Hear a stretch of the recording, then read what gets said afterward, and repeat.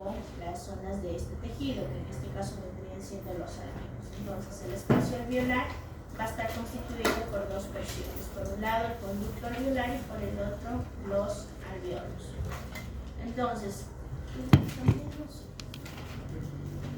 el conducto alveolar, por lo tanto, va a ser lo que le continúa a las vías aéreas inferiores, es decir, lo que está después de los bronquiolos respiratorios. Por lo tanto, vendría siendo, por decirlo así, la punta de lo que fue el árbol bronquial. Por lo tanto, termina en extremo ciego.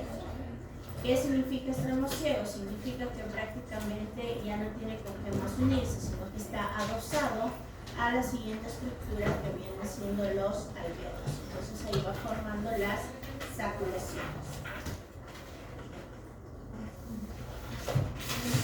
Ahora, recuerden ustedes que entre alveolos y alveolos estos van a estar separados por cierto tejido conectivo y van a estar, por decirlo así, organizados en segmentos constituidos o separados por lo que se conocen como los tabiques interalveolares. Ahora, los alveolos, que básicamente son las saculaciones, hagan de cuenta que son como un racimo de uvas, entonces siempre tienen que estar dilatados para que de esa manera pueda hacerse una inspiración y expiración adecuada. Si los alveolos no están dilatados, no están debidamente tensionados, significa que se van a colapsar y se hacen como las pasas. Entonces, en ese caso se dificulta la respiración. Para ello sirve lo que es la sustancia tensioactiva. La sustancia tensioactiva, o también conocida como surfactante, se está produciendo a partir de los neumocitos tipo 2.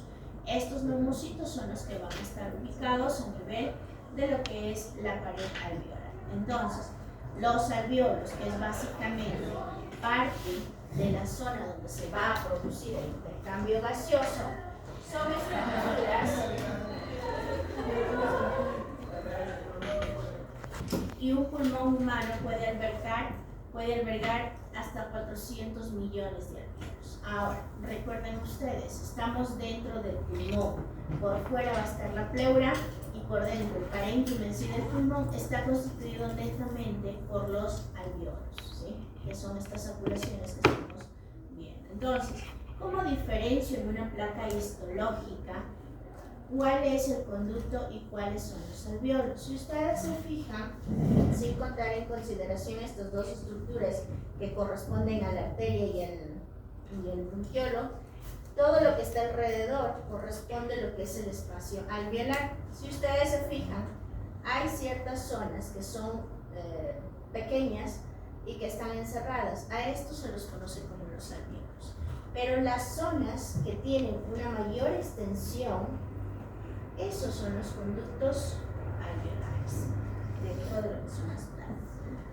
Ahora, si yo quiero acercar esa placa para poder visualizar mejor, entonces, estos son los alveolos y estos vendrían siendo los conductos alveolares. Si tomo una placa, si tomo una sección y amplío, obtengo esto.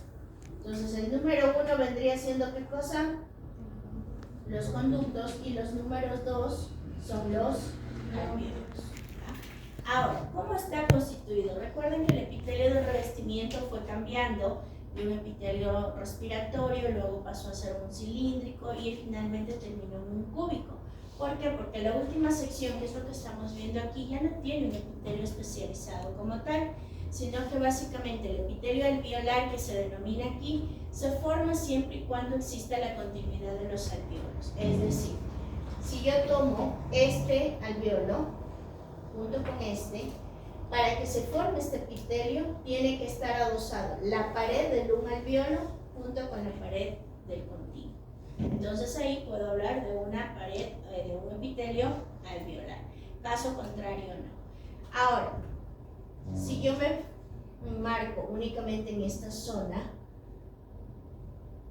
a esto se lo conoce como el intersticio pulmonar. Entonces, ¿cómo se forma el intersticio pulmonar? Está adosado o está fijado justo por debajo de la pared alveolar. Entonces, si esta es la pared de este alveolo, lo que está debajo sería esto del medio. Si yo tomo en cambio este alveolo, esta es la pared y lo que está debajo de esta pared es esta zona. Por lo tanto, esto es lo que se conoce como el intersticio pulmonar. ¿Qué hay en ese intersticio? Tejido conjuntivo y células. ¿Cuáles van a ser las células que predominan? Las células son las que están de morado. Son neumocitos tipo 1, neumocitos tipo 2, algunos macrófagos y otros tipos celulares que corresponden a la línea defensiva. Pero, ¿qué más voy a encontrar ahí? Esto que están observando aquí vienen siendo glóbulos rojos, porque aquí están los capilares. Y por eso es que se puede dar el intercambio gaseoso. El intercambio gaseoso viene de los gases que están a nivel de los capilares sanguíneos en conjunto con los tejidos. Los tejidos en este caso vienen siendo los alveolos, ¿ya? Entonces, adicional a eso, contiene algunos filamentos, sobre todo de actina. Por lo tanto, ¿qué es lo que nosotros visualizamos en esta placa? Estos son los alveolos. Y este tipo de tinción marca solo los filamentos de actina y tejido conjuntivo. Por eso es que no se visualiza ninguna circunferencia. Por lo tanto, este tipo de tinción marca solo esto. En cambio, el resto de tinciones, cuando ya se observan los glóbulos rojos, los neumocitos y el resto de células, significa que la tinción es completa. Por lo tanto, el epitelio alveolar es fundamental cuando se trata de lo que es la respiración para poder realizar ese intercambio gaseoso. Si yo tomo una sección de la placa anterior y la amplío mediante microscopía óptica, obtengo esto. ¿Qué es lo que nosotros estamos visualizando aquí? Lo blanco corresponde a los alveolos. Por lo tanto, esta sección es parte de la pared alveolar. Estos vienen siendo, el 1 y el 2 son los neumocitos. Por lo tanto, aquí, cuando nosotros hablamos de diferencias entre el uno y el otro, la primera diferencia que se puede visualizar aquí es el tamaño. Los neumocitos tipo 2 siempre van a ser más grandes, más voluminosos en comparación con el tipo 1. Segundo, estos neumocitos tipo 2, si ustedes se fijan hacia la periferia, tienen estas circunferencias. Estos se denominan cuerpos laminares y los cuerpos laminares son los destinados a la producción del surfactante o sustancia en tensión activa.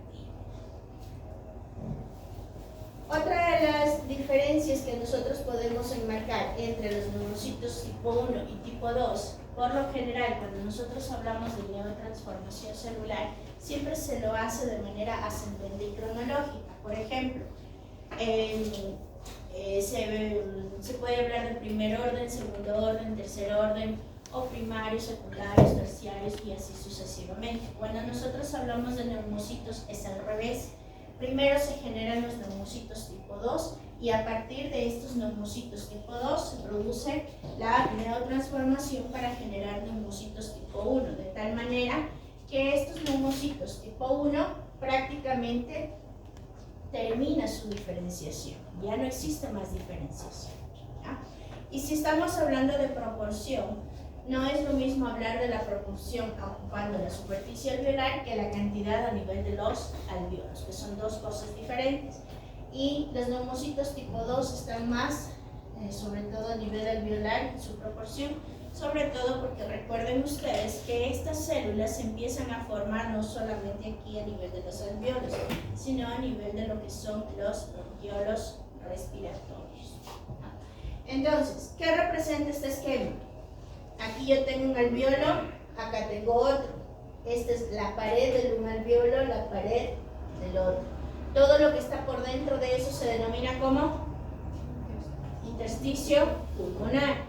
Dentro del intersticio pulmonar tengo los filamentos de actina, colágeno, células y también están adosados los que son los neumocitos tipo 1, neumocitos tipo 2 y esto que ustedes ven aquí vienen siendo los capilares sanguíneos. Por lo tanto, dentro de los capilares sanguíneos las células que más predominan van a ser los eritrocitos, ¿ya? Y en los neumocitos tipo 2, que es lo que estamos viendo aquí, están representados los cuerpos laminares. ¿Por qué? Porque son los más importantes en este tipo de células, ya que son las que van a producir la sustancia tensioactiva, que en su mayor proporción está constituida sobre todo por fosfolípidos, colesterol y algunas proteínas, sobre todo que son hidrofílicas.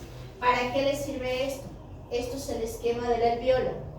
por dentro del alvéolo se va a fijar el surfactante, y este surfactante es el que permite mantener la tensión del alvéolo, por lo tanto lo permite esa distensión y que permita pues obviamente el intercambio gaseoso. Caso contrario, se colapsa y no existe una adecuada respiración.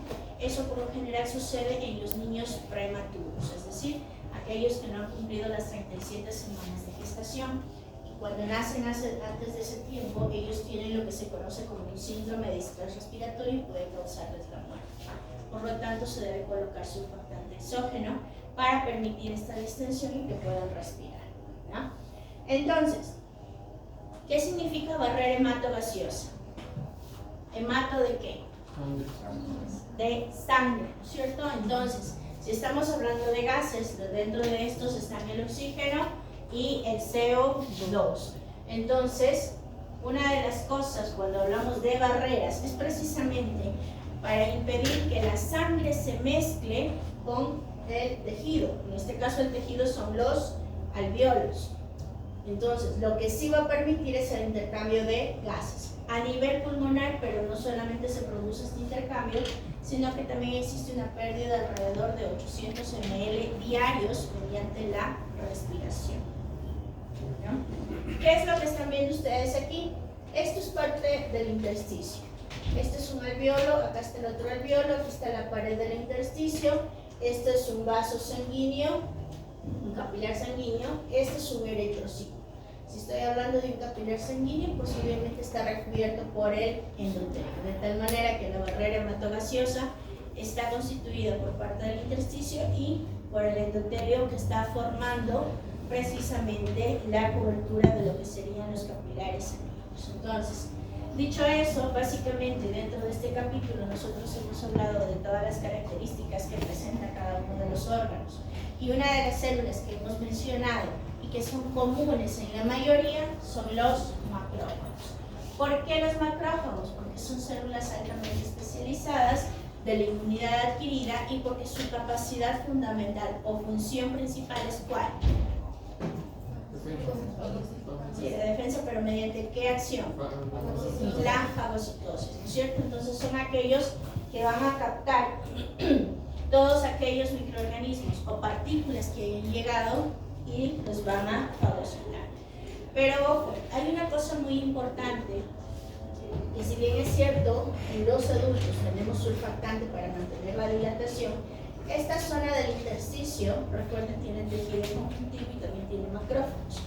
En las personas que fuman, que están expuestos a humo, a carbón, a sílice, a todo lo que sea polvo de larga data, esta zona que es el intersticio se aumenta, agranda y disminuye el espacio alveolar. Eso dificulta el intercambio gaseoso, a eso se conoce como fibrosis pulmonar. Eso por lo general se da más en los adultos. Son los que tienen, por ejemplo, cáncer de pulmón, los que tienen EPOC, los que tienen problemas respiratorios constantes y sobre todo los fumadores. Entonces, la fisiopatología de esto es diferente a la falta de surfactante. ¿Estamos? Que es más en los prematuros. Dicho esto, pues obviamente dentro de nuestro organismo, cuando hablamos de la parte pulmonar, también tenemos aquellas funciones que son congénitas, es decir, con las cuales nacemos, y las que son adquiridas. Todas aquellas que tengan que ver con las inmunoglobulinas es lo que se ha adquirido. Recuerden que aquí se va a formar inmunoglobulina A. ¿Cuál más? Inmunoglobulina B. ¿Cuál más?